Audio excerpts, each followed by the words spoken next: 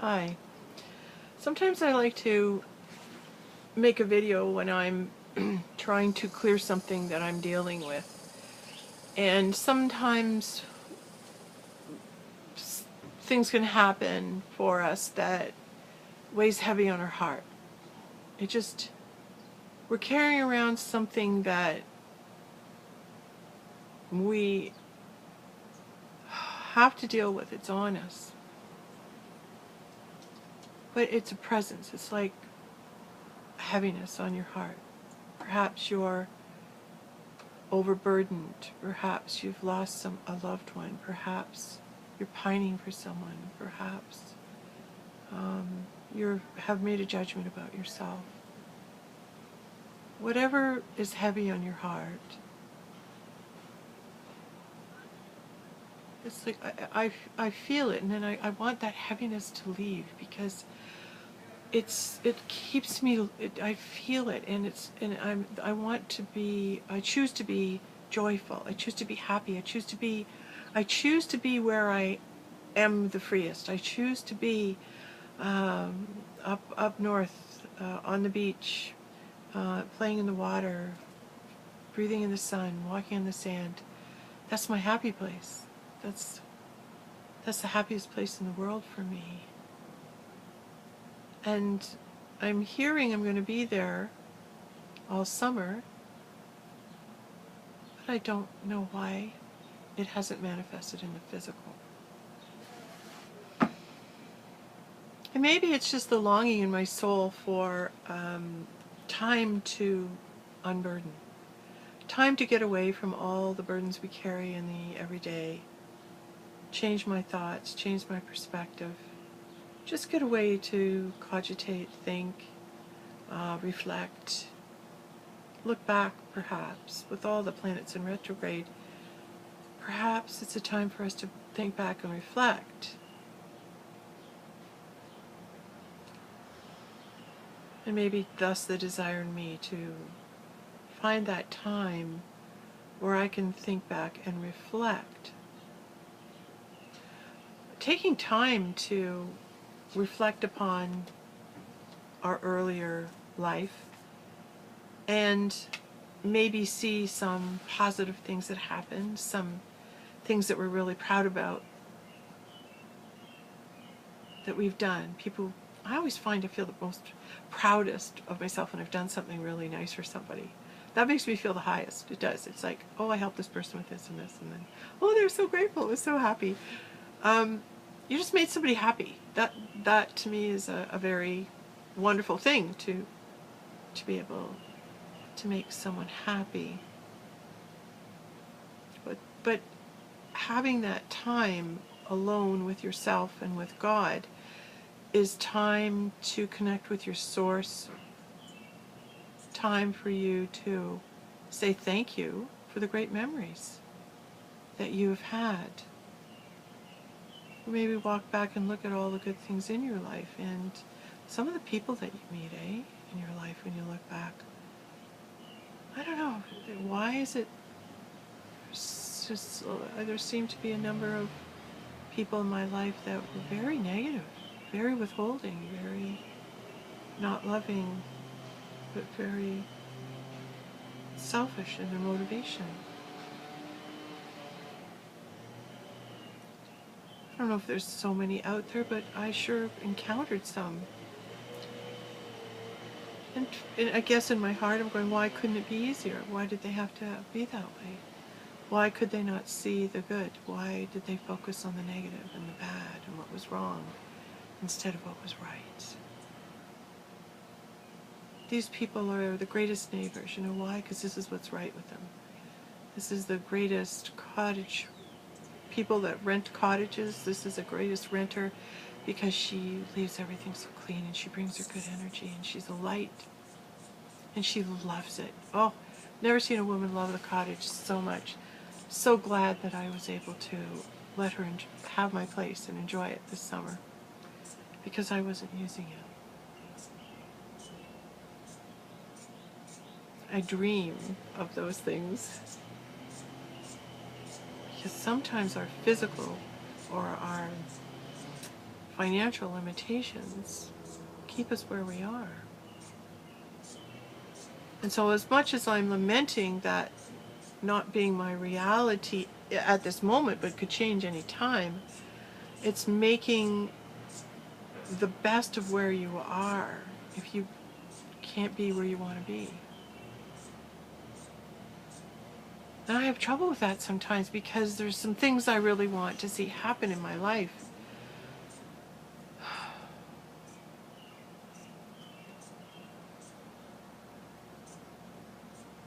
To let go of the wanting of them and trust that God has got it, that there's a reason I'm where I am, that there's a reason what's happening is happening. And the hardest thing then is to relax into the ease of it, into the, oh, okay, so there's nothing I can do to change it? No. You mean I just have to be patient and wait? Yes. Is God asking me to do anything about it, to change it, to write letters, to go see someone, to do this? No. Stay where you are.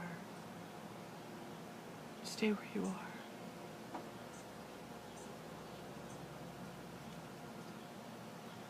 Wow. That's what's happening for me. Another thing that's happening is that my friends, lost my phone for a week, not a single call. Now I'm trying to make sense of all this, and I'm saying, okay, well, I felt at the beginning God was clearing the set for me so I could finish writing part 2 to the book, and maybe this is it. Maybe He's created this space and I'm in resistance, not sitting down and finishing the book. Why would I do that? I don't know. I haven't felt the flow. I haven't felt that I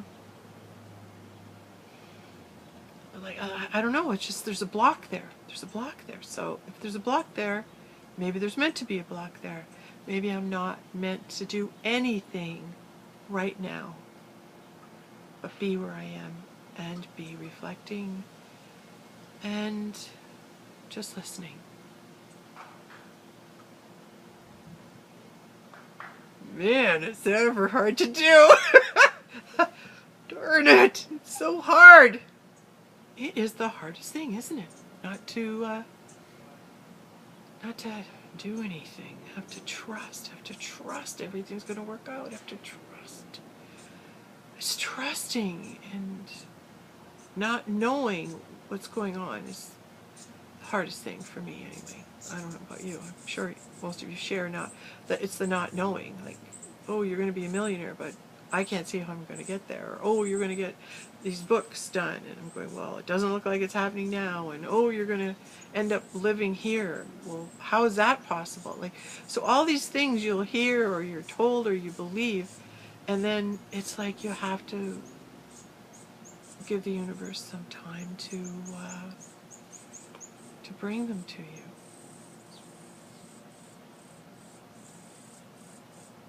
Which sometimes I'm not good at.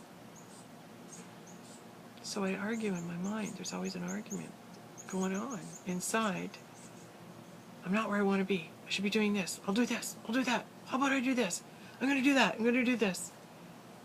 And it's just like, knock yourself out, but you're to do nothing.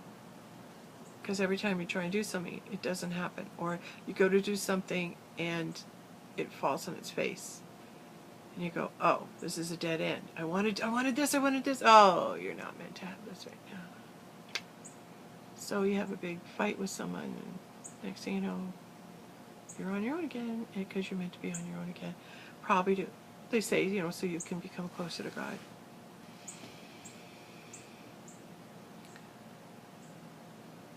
Surrendering is probably the hardest thing to do. Probably why it was in The Wizard of Oz. Surrender, Dorothy. Surrendering is the hardest thing to do.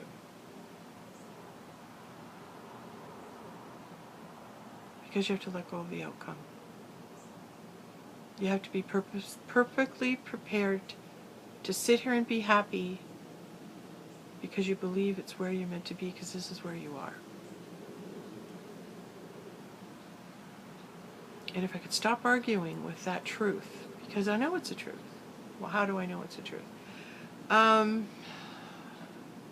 Because I believe God's behind every action. I believe God's behind every interaction and every non-action. He's got a plan and I don't know it, and it drives me crazy. Why isn't he letting me know this? Why isn't he telling me more?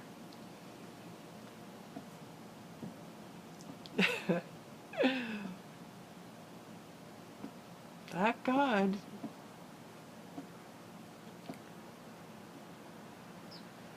But kind of, it's a relief because it's not really on me if things go well or not. Right? It's just, that's the way they went. Not to judge it. It takes kind of the strain off of everything, doesn't it? And I'm hearing loving people just the way they show up. Every time. Forgetting all the stuff that they do, all the crap that they've pulled, all the lies they've told, all the hurts they've caused. Is seeing that person, and when you do, not judging them, but looking at them for the first time and going, who is this person? How is he today? How is he showing up now? And love them for it. Love them for who they are.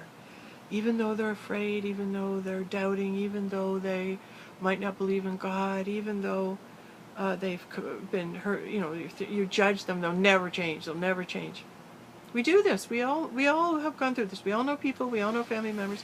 This is the truth for many of us. And so, to be looking after Sandra and to be moving into my fullness and serenity and surrender is to be able to sometimes just let go and say, I don't know. And it's okay that I don't know. I don't know what's going to happen. I don't know what's going to happen this week. I don't know what's going to happen today. And then you have to let whatever happens, happen.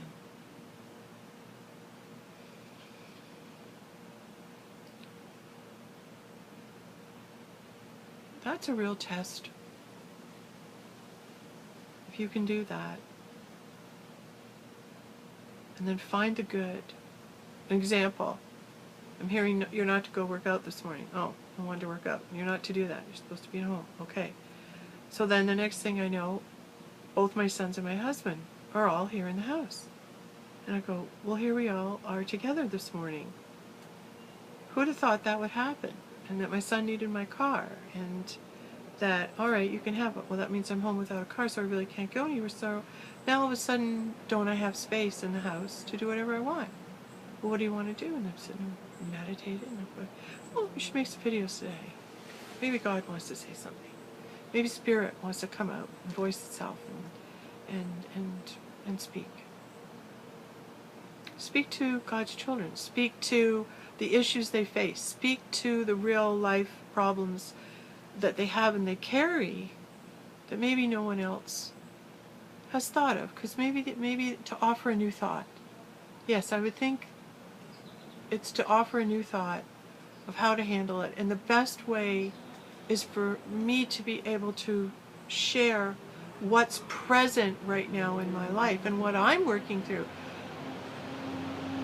Not that you want to hear what I'm working through because you've got your own stuff to work through, but as a collective consciousness and the collective family of man, being able to share what is going on means, is this going on for you too? Are you feeling this? Are you finding this? Could this be the truth of what's going on for you? So being in retrograde, going back and maybe forgiving people.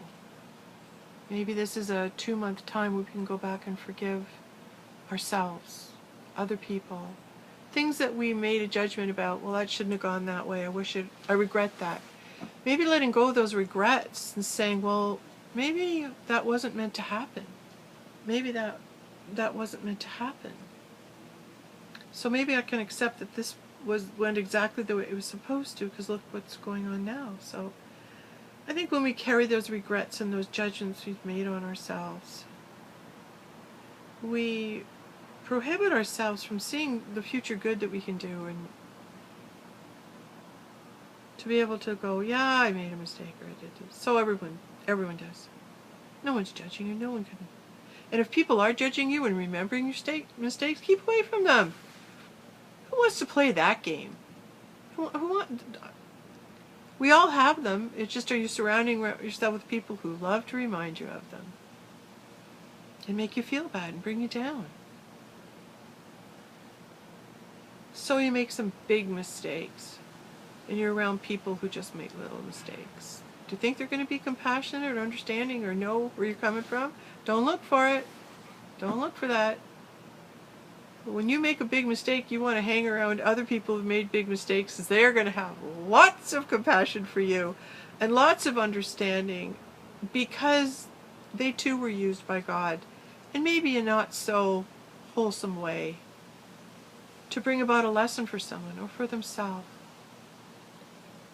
And we tend to make that judgment that if you do something really, really bad, that you're done for, and that you're going to really be judged harshly. You don't have to worry about that.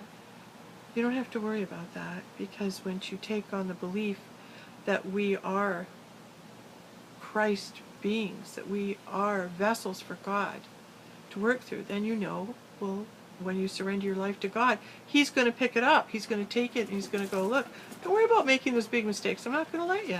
Don't worry about sinning. You're not sinning. You're doing exactly what you need to do when I ask you to do it, is what you're doing. Even though it might look like, I had to stand up to one time. I had to tell somebody he was hurting a lot of people, and I had to stand up to him. God, I prayed too before the confrontation happened, and or the energy exchange, and yeah, I was used to speak, to set some boundaries for somebody. Whether they adhered to them or not was irrelevant. The point was, I allowed it to come through me. So when you give your life to God, or Christ, being Christ-like means walk the life He did. Giving your life to God is you're a servant of God, just like Christ was a servant of God. So you become brothers in Christ. So giving up the idea that you're flawed, we're going to shoot for that. We're going to start believing, no, I'm doing exactly what I need to do, and be confident in it. And your purpose is different than everybody else's, so don't judge whether you're better or worse. You just are doing what you're meant to be doing. And if you're in alignment with that, you'll attract good people to you. But if you're out of alignment, you won't attract high vibrational people to you. Would that be a fair statement, I guess? But if God's in everything and someone's needing a lesson, myself or someone else, God will work through you. And don't be afraid to let Him work through you. Always know things will always work out for the better, because that's God's intention. It always works out, and that we always end up loving one another in the end. So carry that intention with you as well. Always see things working out before you have to go and do anything. Just see it working out. See everything being positive, and everybody happy at the outcome, and it'll all work out.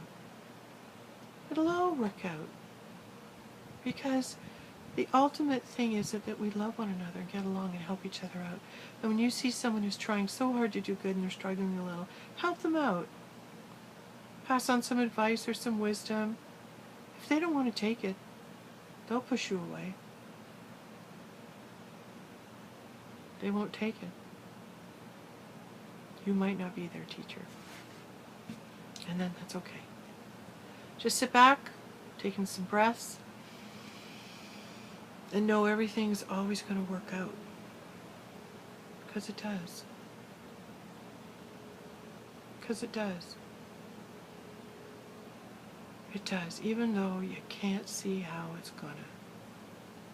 Because sometimes you just can't see.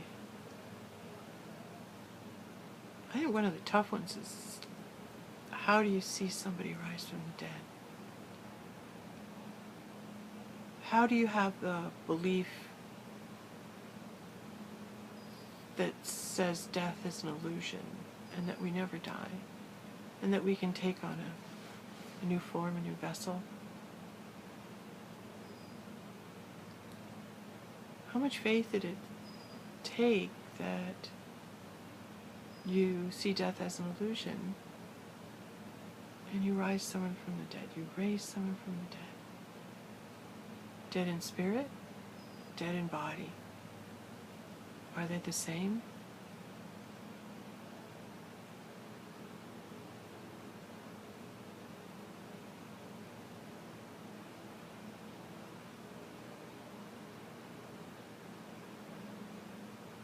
I mean, what if Jesus was away from Lazarus so long he doubted their friendship anymore?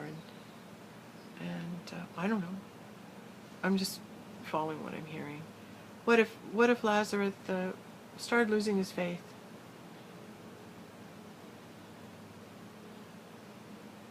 And his faith was dead to him, and the sisters called Jesus and say, "Hey, Lazarus has lost his faith. He's dying. He's dying. Losing his faith. He's dying." And then Jesus says, "Oh, it's okay. I'll be there when I can." What is Jesus having faith in? That whatever awaits him, God will handle it. If he's being told to stay, and everyone else is coming to, "Oh, you got to come and help your buddy." He loves him so much. They're good friends. But he would also trust him. They trust one another, and a good friendship would say, "Yeah, I can count on him. I can let go of my life and I can count on him to raise me up." And then the other ones, "You can count on me to raise you up. You can count on me to raise up that faith again. To raise that faith in you."